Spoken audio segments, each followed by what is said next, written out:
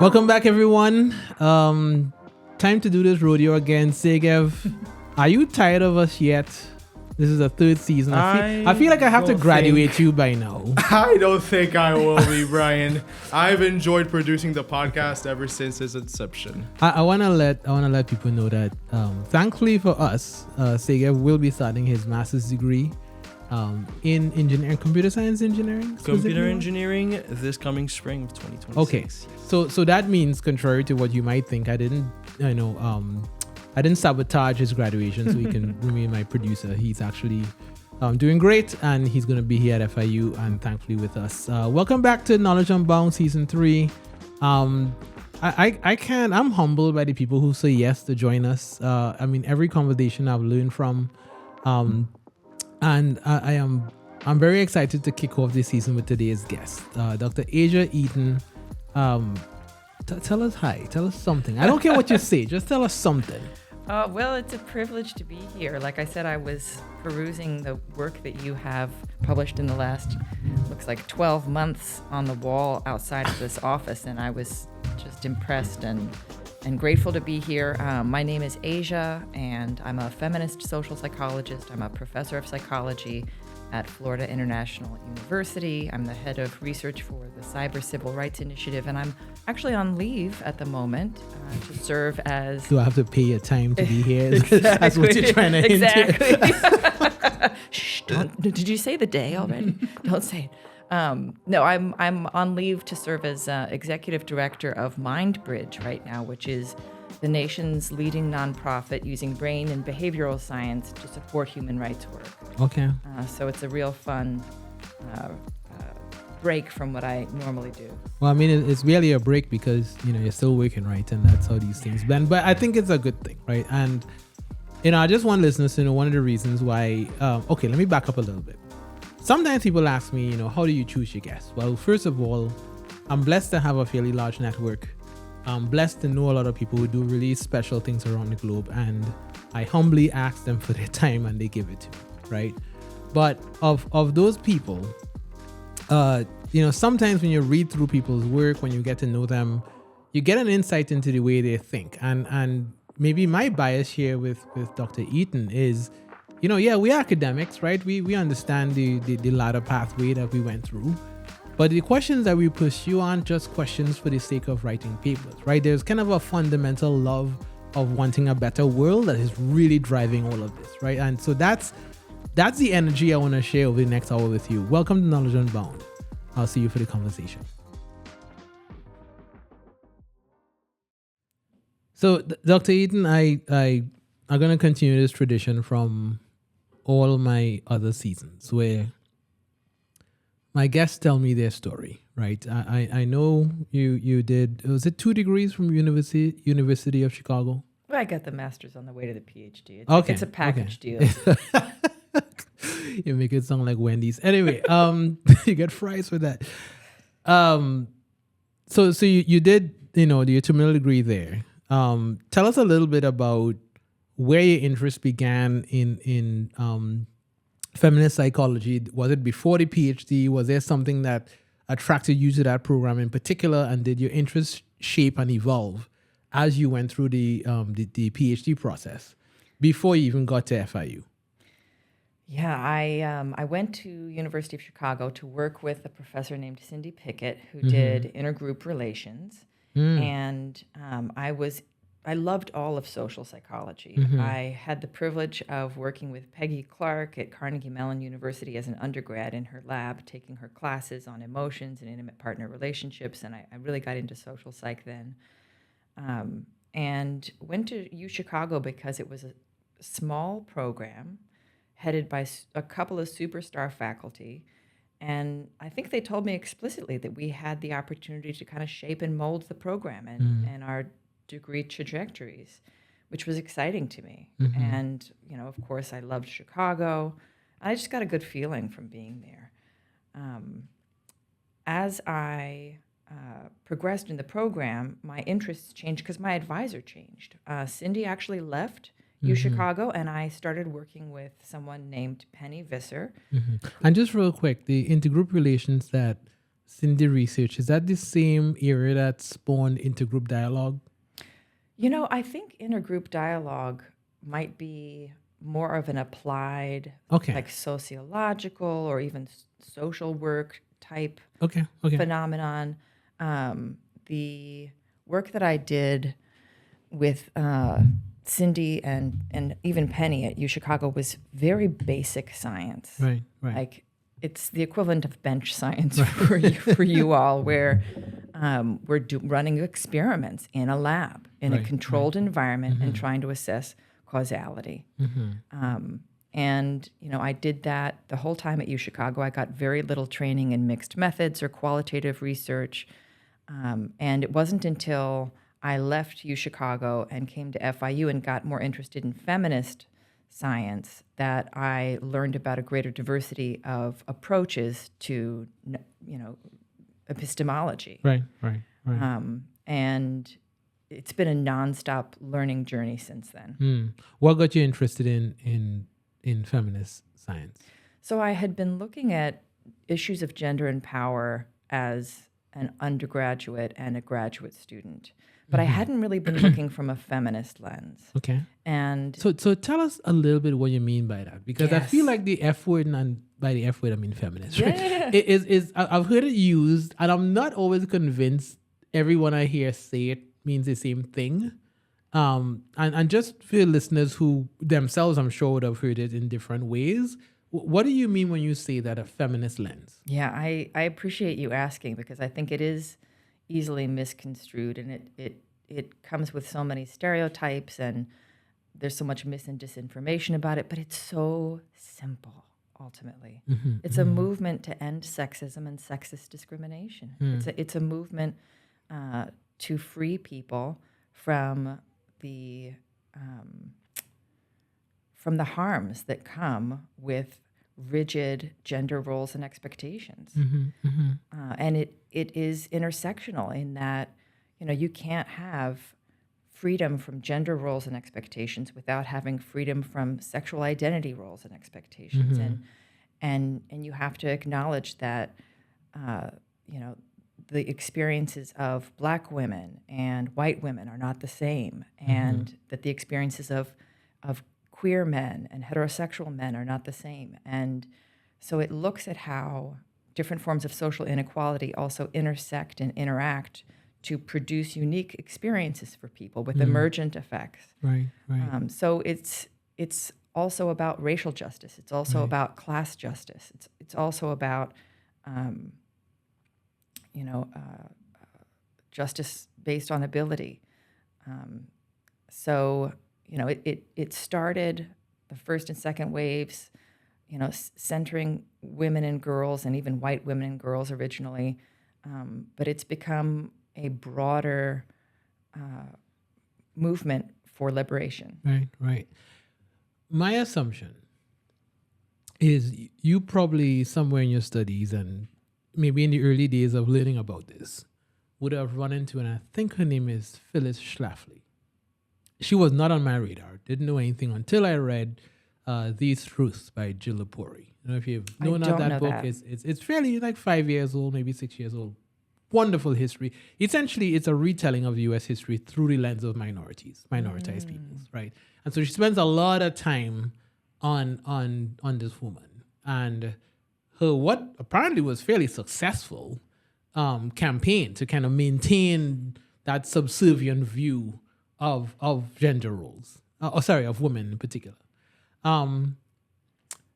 Do you know more about that period and how, say, maybe the feminist movement responded to that, or what has happened since then, or what's the sort of state of that dichotomy right now? I hope I'm asking that question. in the Yeah, right I way. know you are. What you're saying is making me think of the current trad wife movement. Yeah, good point. As far as connecting it Yeah. to modern day. Yeah, And yeah. I see the trad wife movement in no small part as a response to neoliberal feminism, which was a sort of capitalistic feminism that said you can have it all. You can be a ideal mother. You can be an ideal worker. You can be involved in your community. You can do it all. Wasn't Lean In basically that? Lean In Okay. absolutely was sort of a neoliberal contribution. And it's not true. You can't do it all without structural support. Right. Nobody can. Right. And structural support is what, whites and men and, neurotypical people have. They have the structural supports. The STEM world was created for them, and the academic world was created for them. The Olympics were created for them. Right. So we need to change the structures to better support a diversity of learners and talents. But anyway, trad wife ideology, I think, is in a way saying, I can't do all this. This is impossible. So you know what? I'm going to throw myself wholeheartedly into an idealized version of womanhood that did seem to work. Right. Because this is unmanageable, doing it all. Yeah. But, unfortunately, Schlafly, I never say her name I think correctly. it's Schlafly, and the only reason I could say that fairly fluently is there's a famous St. Louis bear by the same name. I know that's a really sad way to remember that, but I'm pretty sure it's the same spelling, Schlafly. Well, I think she pulled on the same strings as the trad wife movement, which is to say, activated and encouraged people to think in benevolently sexist ways. And That's an interesting term. yeah, well, it's a fascinating term. So sexism has two components: a hostile component and a benevolent component. Okay. And they work in combination to maintain patriarchy. The benevolent component is more appetitive. It's one that both men and women agree with more, and it basically says that women need to be protected. Women are delicate. Women need the chair pulled out for them and the door open for them, and they need to be catered to, and also they have their strengths. Women are moral and virtuous, and they're really good with kids. And so it's not an entirely negative view. Right. And so, this, in a world that also has hostile sexism, which is like women, are asking for too many rights, and women need to be quiet and get back to the kitchen. Like, Right. In that world, benevolent sexism is very appealing. Yeah. And I think the idea of being taken care of, and having a circumscribed area that you take care of in a world where the structures are not in place for you to do it all is appealing. Does that make sense? Yeah. No, it makes sense, and what it ties back to for me, because I'm not sure if you know, is I was raised in a Christian household. My dad was a pastor, right? So I think it's in the New Testament, right, where they talk about the man as the head of the household, right? So it is sort of clear hierarchy between God, the male, right, and then what the woman's role is in that dynamic, and depending on what denomination you're with, right, people lean into that more deeply than others, right, and so there's some benevolence in there, in that sense. That's sort of the expectation of what good Christianity should look like. So I saw some similarities there. Without cracking this can of worms open too wide, how has the kind of rising discussion around the manosphere, men being left behind, men rebelling, incel, all of that stuff that has been, and you and I both know this has been a long discussion. How has that tied into some of the discussions around feminism that you've had? Well, part of it is that, men in today's world also are oppressed by rigid gender role norms. Okay? And that includes things like men not being able to express feelings of tenderness and sympathy, and only being negative rewarded judgment, for anger and thoughtful analysis, and as a result, we have made it more difficult for men to develop close friendships and relationships. And, ever since COVID in particular, people are more on their phones. They're more isolated. We're losing social connections, and men in particular are losing social connections. And they also feel like they're losing status because we have described power and status as a zero-sum game in this country, where if someone has more, others have to have less. You can't all have rights and opportunities, right? So, what do you think this is? Combining this this social isolation and loneliness with a feeling that your rights are under attack, naturally, folks are looking for meaning and status in other places, and that includes, extremist places like the manosphere. Right.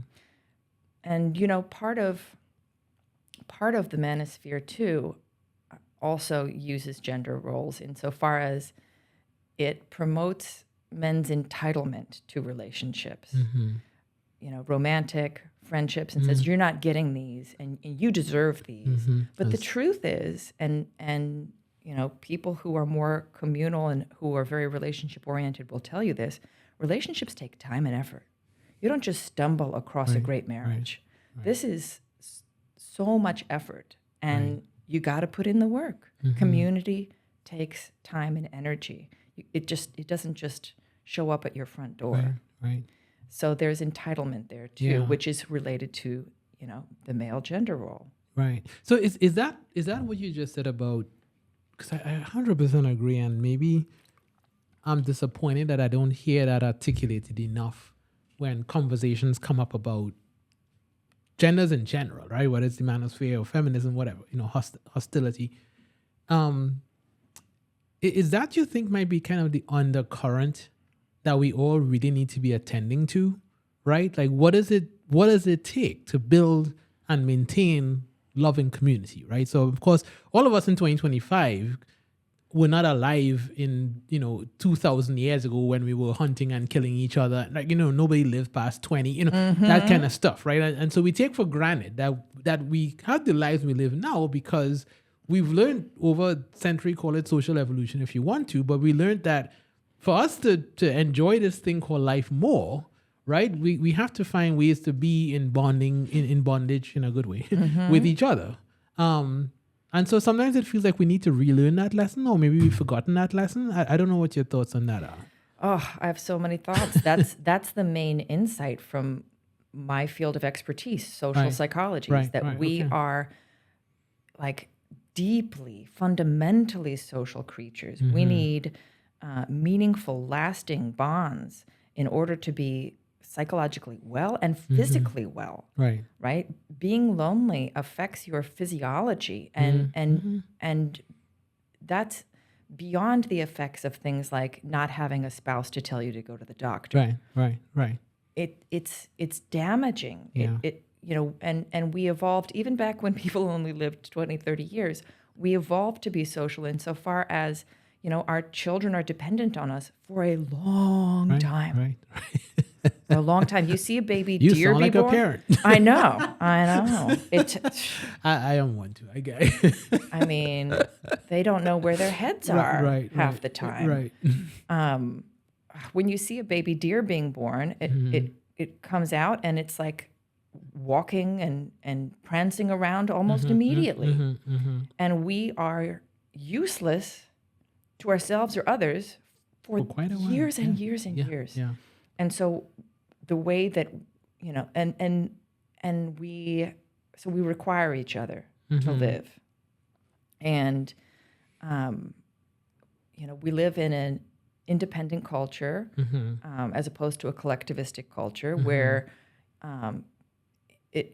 individual achievement is prioritized. Picking yourself up by your bootstraps is prioritized.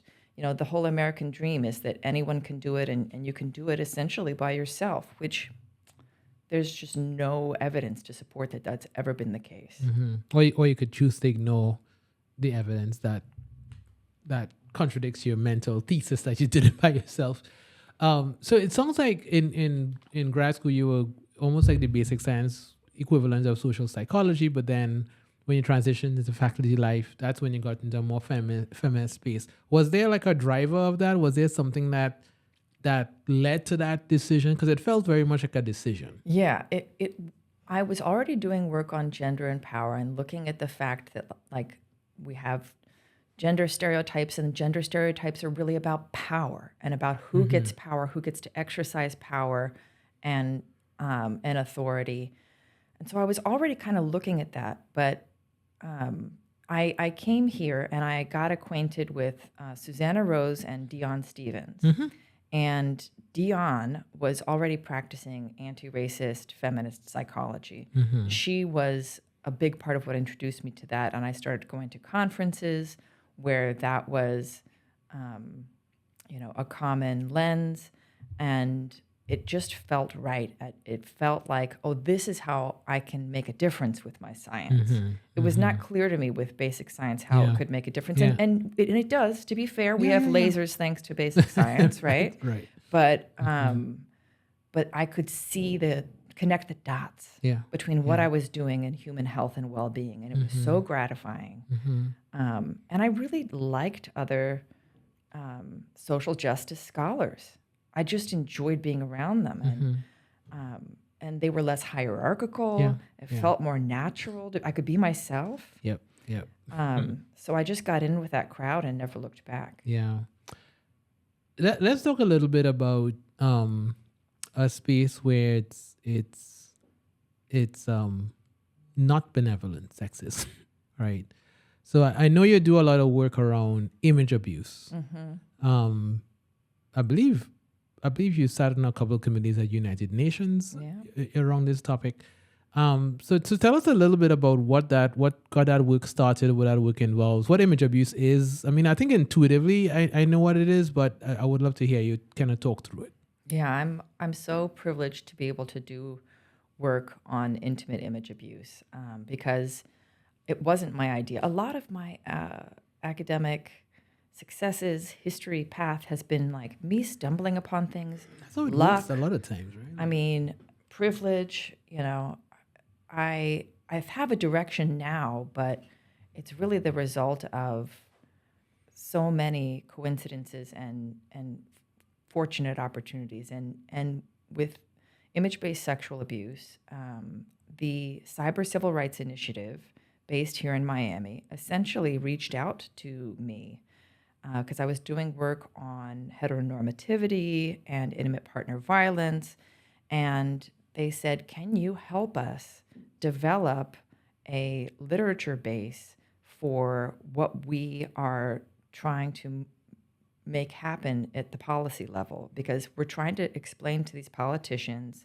and these legal scholars that this phenomenon is extremely harmful, should be criminalized, and we don't have the data to back that up. We have our survivors' stories, we have folks on our hotline, but we need numbers to convince people. And does that include things like revenge pornography? Yeah, that is a media-generated term that has fallen out of favor because, as it turns out, the motive is not always revenge.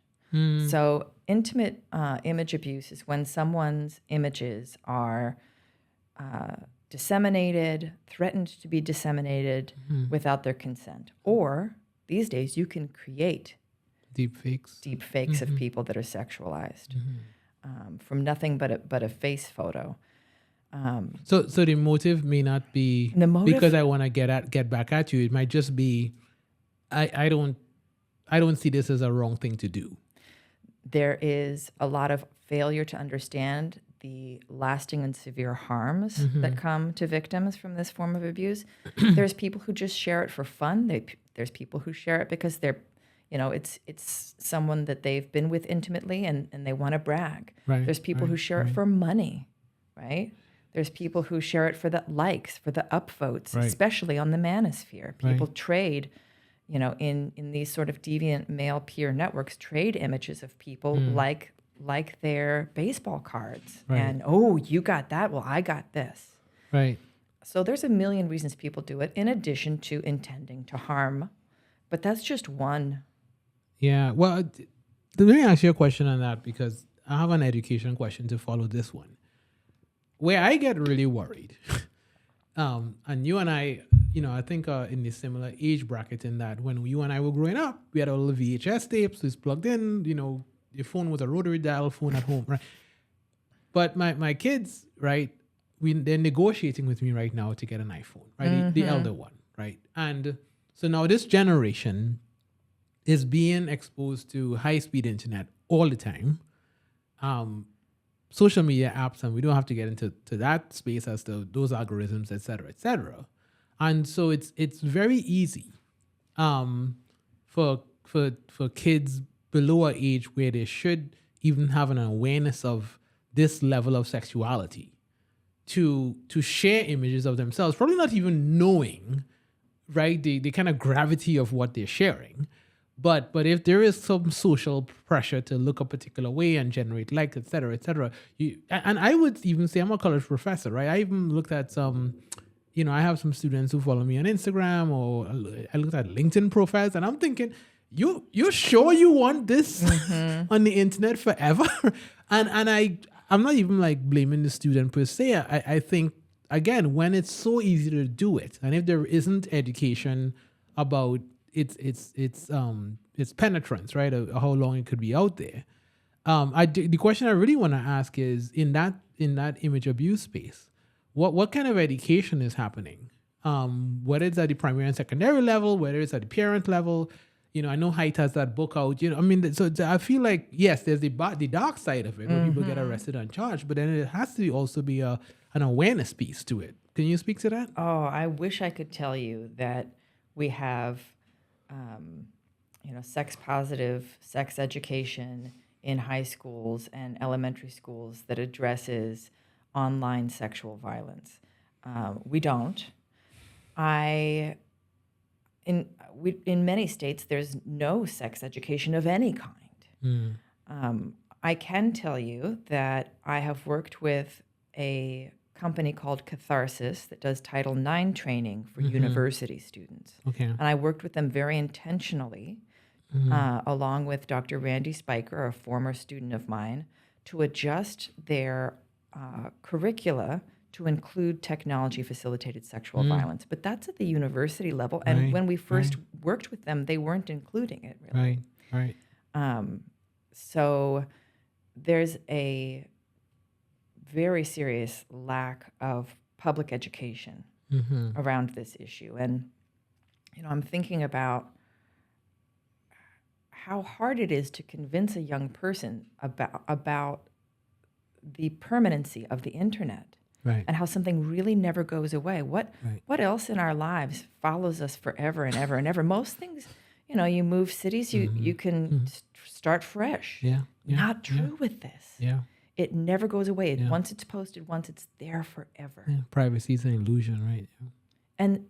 And that's even hard for me to wrap my mind Right. around. Yeah. Let's be honest. Well, because this is new, right? I mean, again, like this sort of unlimited speeds internet thing might be like a 15, 20 years ago kind of thing. My first Hotmail account was done in a cyber cafe with dial-up, right? So I'm not surprised, because I think I struggle too with just the pace at which the technology is advancing, right? And that includes things like deepfakes and stuff like that. And so how do you design educational systems to match that speed? How do you design educating people in ways that you're not just always behind the 8 ball? I think from a technological standpoint you are, but from a sex positive standpoint, you can always do things like not blame the victim. Right. Whatever it is, it's not the victim's fault. And you can always do things like, offer trauma-informed services. And what that looks like, when it comes to new technology, facilitated forms of violence might change. But we know the basics about how to make something trauma-informed. So there are some general best practices we could be doing that we're not. Yeah. What do you think is preventing that from happening? Lack of political will, and fear and mis and disinformation. Yeah. I can't tell you how many victim survivors of image-based sexual abuse were told by law enforcement, by friends and family, that they never should have sent that image in the first place. And, the analogy I like to use is, well, I trust my husband with our kids. Surely I'm going to trust him with a photo of me. Right. I trust him with the lives of my children. Right. And if Think they he died could on, handle a picture. I think he could handle a picture, right? He's, right. and this is an intimate relationship. That's the kind of thing you share in that relationship. Just like your relationship with your banker, you share your social security number. You don't think they're going to go screaming it all over Facebook. So, it's a system justifying type problem that we have where people don't want to be victims. And so we tend to portray victims in a way that distances them from us. Well, that's not going to happen to me because I would never do that. I would never walk there. I would never talk to that kind of person. I would never send that. I would never share that. And that protects us from thinking we're going to get victimized. That's an interesting way to put that, because it reminds me of, and sorry to use this very dark analogy, but it reminds me of that famous World War II poem, First They Came for the Communists. Because it did the same thing, right? It othered the victims. And, I'm not that. So, there's a reason why they probably went after them. It's not good, but, I'm not that, so I'm good. Right. And then slowly but surely, it sort of comes down until you're the target. Or in this case, if you end up in a situation where, something happened, it's only then you begin to have like empathy for what it means to be in that space. And so I guess the question I'm maybe just thinking out loud here is, for those of us, or maybe those like you who do this kind of education work, what does it look like to convince people or to help people to cultivate that kind of empathy, even if they've never, unfortunately, been in that space? That feels like that's the activation energy that we have to climb here. Yeah, I agree. And I think actually numbers and quantitative data is not so useful as qualitative data at that point. Is, reading a book and perspective taking and imagining your life as another character. Right. Hearing victim survivors testify and, being in community with people who have these experiences and listening deeply to their stories. So, lawmakers may be convinced by percentages and significance levels, but I think individuals are convinced by, through their hearts, through contact with folks that they can relate to who have had these experiences. And then, of course, having folks like that in your family or friend group. Yeah. Well, let me use that to segue to your latest project, Mind Bridge, which I'm thoroughly fascinated by, selfishly because I have a podcast, right? I do keynotes, I do workshops. I have been a big advocate of academia being much more public facing than we are, right? And I'm not going to go down that rabbit hole, but I'm always excited when I see efforts to bridge those two worlds together, right? Ultimately, and I think maybe this is where you and I are kindred spirit. Like, yes, we do this stuff because we like the basic principles of our discipline, but also at the core of this is we want people to live better lives and have the opportunity to do that. What was the rationale? What was the history of Mind Bridge? How did you cross paths with it, and what is sort of your plans for the next year? I know I asked you a bunch of questions. Yeah. No, Mind Bridge, it's coming up on its 10-year anniversary. Okay. It was founded and was directed its whole life by Laura Liguori up until recently.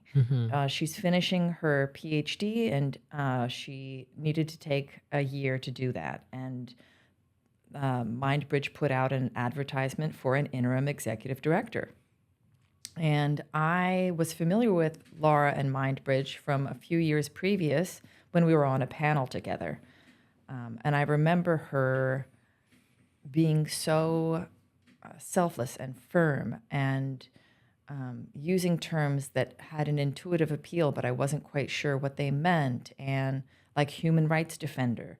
And, you know, it's her brainchild, and the whole point was to bridge, in MindBridge, the scientific community and the human rights community. And we do that through, you know, three main efforts.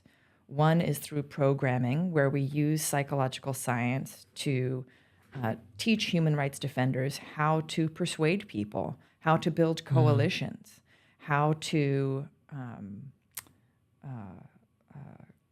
heal from racial trauma, because we have the science for these things.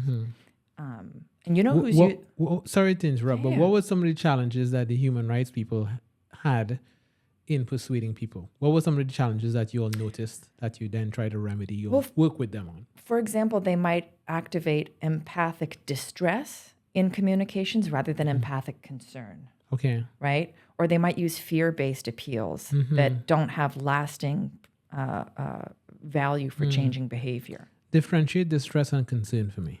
So empathic distress is when you are stressed out by seeing someone in a precarious, dangerous, problematic situation. Empathic concern is when you want to help and you want to engage in a way that is, you know, hope-based. Right. When you feel there is something that can be done and you can make a difference. There's a path to change. But those are just some examples.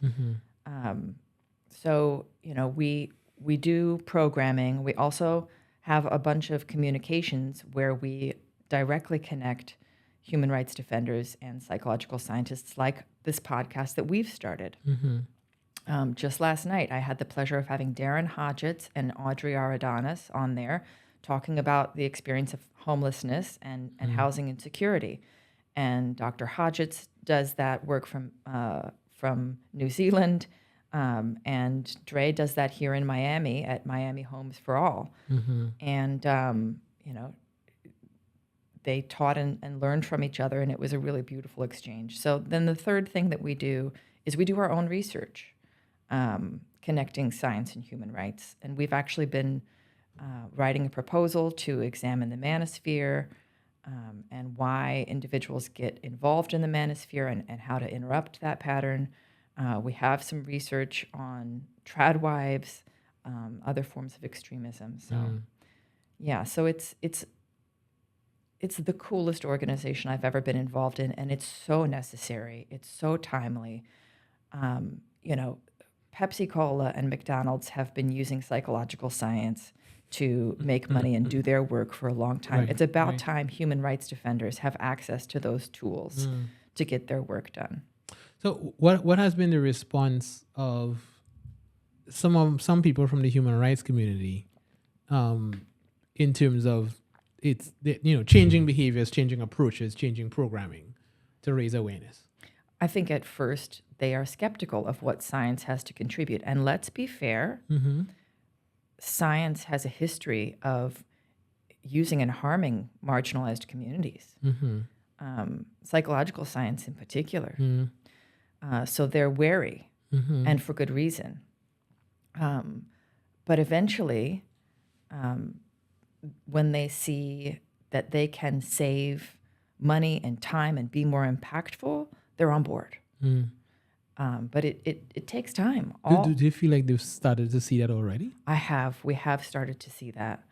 And I desperately want to amplify our message because, you know, we've been doing a lot of work in Maine, but our message is something that has international value. So we're trying to do a lot of outreach right now. Tell me about the Maine work. The work in Maine has been with all kind of different organizations. Boys to Men they've worked with. I'm assuming that's a nonprofit and not the R&B band. This is your audience right now. So Fair, literally, fair, I thought of the CD cover and fair. you said it. Boys to men. Yeah. You know what time it is. Yeah. No, we're in the same generation. Yeah. No, that's a different organization. It is Time, which is run by Dustin Ward. We've worked with all kind of nonprofits, aimed at doing work on gender and reproductive equity. We have a fabulous project going on right now with the Collaborative for Gender and Reproductive Equity, CGRE, in which we are partnering with reproductive justice organizations and helping them to do their own research, scaffolding them in learning research techniques, so that they can do more of that work independently. Yeah. So yeah, This fascinates me because there's the kind of the ethics of your work, the ethics of the work, and ultimately, right, what you want is human rights, right? Like that's what everybody at the table wants. But it seems like what you're describing is a very clear process to embed the accepted methodological research process that is the currency of you and I, right, into spaces that might typically be skeptical of it, or at least not versed in it. I think I can fairly say, right? Or they might see their work as sufficiently downstream from that that they don't need to really think about it. Like, so we do the research and then, we publish papers that turns into maybe an op-ed sometime. And then 3 years later, it turns into a process, right? And so I'm wondering, is that kind of infrastructural rearrangement, is that part of the plan here? Like, by embedding the research process in nonprofits, in policy boards, and people, having them think in that way, it's almost like a reorganization of what we might think a nonprofit to be doing and thinking. 100%. The problem is that academia remains in many ways closed off to those kind of collaborations. So our articles are in paywalled journals. Right. Our conferences are in exotic locations. $900 registration right? fees, right? Yeah. Yeah, we use language and terminology that's not accessible, and we don't have great science education in this community, Right. in this country. So, that's the long-term goal. Yeah. But you got to take it a step at a time. Yeah. Because I even, a colleague of mine who does a lot of, he's an academic, but he does a lot of nonprofit work. He runs a center within a university. And he was telling me that he was bugging his provost to take the word research out of his center's name. Because he still wanted to do research, right? He still planned to do it. But he said he was getting a lot of negative reaction from donors. Because in their mind, when they hear research, they're thinking, oh, you're in a lab doing some obscure thing nobody cares about, and I want to see solutions like tonight, right? I mean, not tonight, right? But basically, they want to put money towards applied things. So there's almost like an epistemological shift here of what do people think of when they hear the word research, right? Is this esoteric, the few and the proud do it, versus, no, but this is just a way of doing things that I'm trying to attach to how nonprofits think. Yeah, the podcast that I did last night, one of the major insights for me was something Dr. Hodgetts said about rethinking his role as a researcher as being that of a scribe. He has a method. He has a process for accumulating and documenting information. He's not the expert, he's the scribe. And we can make more scribes. We can, right. there's a method of cultivating, analyzing data that's useful to so many people, especially those who have on the ground experience and already know. So many times in science, we are publishing papers that people in these nonprofits, people on the ground, they already know this is true. Right. CCRI, There's some arrogance, right, to sometimes how we do our work. Yeah, CCRI came to me and said, victim survivors are experiencing long-term and compounded forms of trauma. Can you prove that? And I can do that. They already knew. Right. right? They're seeing it firsthand. Um, between Mindbridge and the many other nonprofits you've worked with, and I don't want to do like a greatest hits list here, but um, can you recall like any really touching success stories or impacts? I'm not sure what to even call it, right? But when you do applied work, a lot of what drives it is seeing the fruits of that labor.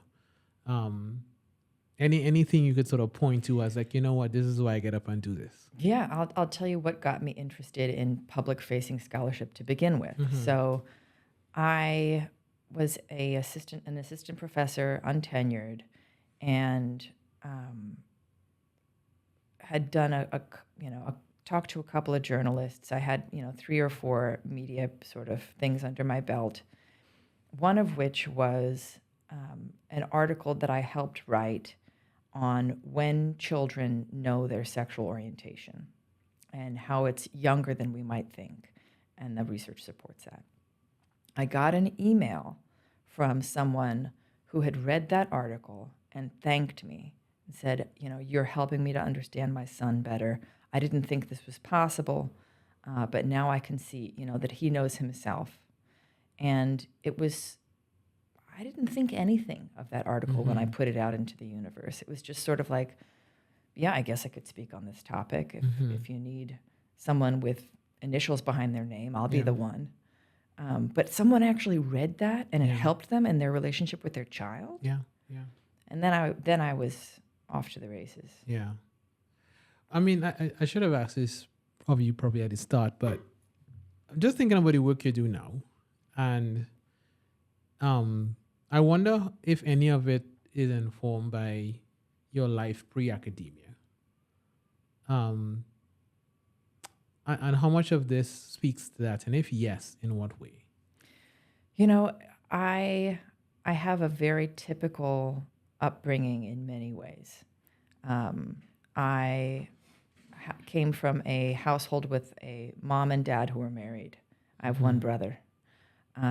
It was a upper middle class household, a white family in a suburban area. Both my parents are college educated. I have had so many privileges throughout my life that I was just born into. I'm cisgender. I'm mostly able-bodied, but I always had empathy. I really don't know how else to say that. I was always very concerned with fairness growing up. I think a lot of kids are. I think a lot of kids are naturally tuned into fairness and justice issues. When they say, like, my brother got a bigger slice of pie than me, they're watching. Yeah. They care about those things. And I just didn't have that natural instinct squashed. I was in an environment where that was allowed to persist and grow. And I went to a high school for performing arts, and it was a magnet high school. And I had previously been in a basically all-white private school. And I went to this public high school where kids were bussed in from all over the county, and I met such a diversity of kids. And I learned that I had class privilege, which I didn't know. And I learned that I had white privilege, which I didn't know. And I just held on to that. I always also, was sensitive to the fact that as a woman, I didn't have the same privileges and opportunities as the men in my world. What your world being the world in general, or the performing arts world? And the world in general. The world in general. What did you perform? I did vocal music. Okay, very nice. I can believe it. Back in the day. But yeah, I also, having that one dimension of marginalization helped me to relate to other people. And I had other experiences, with oppression and marginalization too, growing up. But really, I was so privileged, and I just thank the people around me for being honest with me about their experiences and their needs. And I'm so grateful for public school. Yeah, I pause because, there's a part of me sadly wonder how much longer it'll last. I know. But there's it's just great benefit to having the opportunity to be among diverse people. I'm hooking on to that theme of lifelong empathy, right? And one of the things a psychologist had said to me once, a colleague, is that empathy is great, and bringing that into your teaching and your classrooms, your curriculum, teaching students to listen, you being a listener yourself, it's all great. He's like, but what comes with that is you are now opening the door to have to process like new things, right? So if I was the kind of professor who I just came, summarized a textbook, this is what you have to learn, see you in 3 weeks for an exam, right? Then, not only it's, I guess, technically easier because I'm just recapitulating the slides, but also I don't have to deal with your not feeling like you belong. I don't have to deal with you feeling like you're not listened to, right? This is not, I don't have to use any brain power for that, right? So when the Bryans of the world walk into professional development meetings and say, our call is to listen to our students, our call is to understand where they're coming from, what comes with saying yes to that call is now having to find the bandwidth to do that. Yeah. And I feel like in your case, that is true times 100, right? Because we're not just talking about a classroom or grad students, right? We're talking about whole organizations dealing with highly distressful matters, right? And I have my reasons why I do what I do, and I have my ways of keeping myself whole and drawing my boundaries. I just wonder about you and how you kind of navigate that in your space. Like, how do you give of yourself and create space to do that processing, but not so much in a way that you yourself kind of dwarfed into a dark place as well? Yeah. I'm gonna be very honest here because I think it's such a rich question. It deserves, a vulnerable and honest response. I'm in a recovery program that provides me with spiritual and social nourishment. Mm-hmm. And, going back to what we were saying about the importance of social connections, you need community care. Mm-hmm. You've got to have community care. You need to have people in your network who will catch you when you fall. Right. And I do. I am blessed to have incredible friends that I've had for decades. Mm-hmm. I am blessed to have a relationship with a higher power that makes sense to me. And a relationship with nature that keeps me grounded and grateful. Mm-hmm. So, I think it's a combination of social and psychological and spiritual resources that I have. And I would wish it for everyone. Yeah. Do you still sing? No. Why? That's a whole nother story, but life's not over yet. It's not. And to be fair, I feel like in your own way, what you're doing right now is a form of singing. And I'm glad that everybody else gets a chance to hear your voice. And I'm glad you shared it with us today. Thank you so much. Thank you.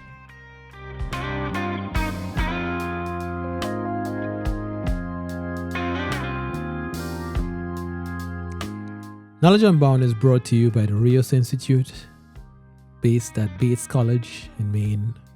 We are generously funded by the William and Flora Hewlett Foundation. Special thanks to our guest today, Dr. Asia Eaton. As always, sending love. Our producer, as always, the indefinite, the invaluable Mr. Segev Amasai. Segev begged me to not come on mic. Segev is sick. We hope you feel better, brother. You don't have to. Thank you, Brian. I'm hanging in there. You didn't have to. But thanks for sticking with us for this for our launch episode for season 3.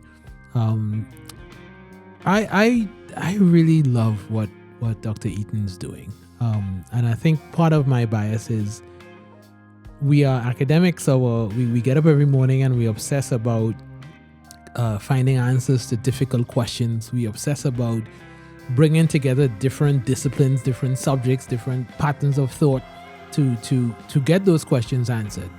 But ultimately, I guess there's some of us who we aren't just interested in the questions, right? We are interested in how the answers to those questions help make humanity a better place to be, help the world a more peaceful, a more loving, a less war-torn place.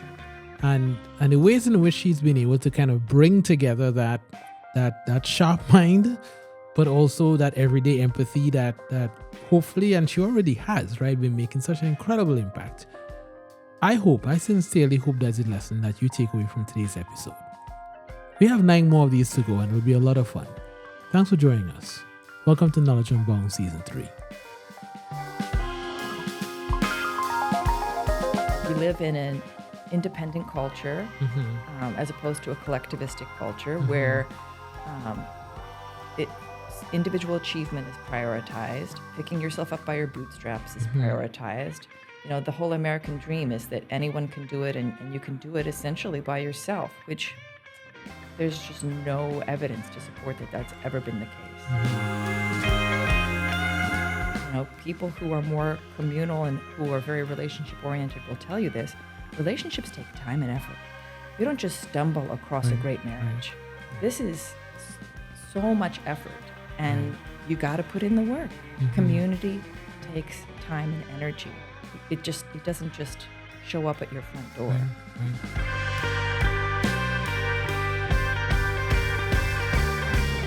And as always, be excellent to each other. Good. Make sure that's in I there. might be sick, but I will never forget that one for the last 2 seasons, Brian. And yes, this is making it in the final Yeah, cut. it's making the final cut. Yeah.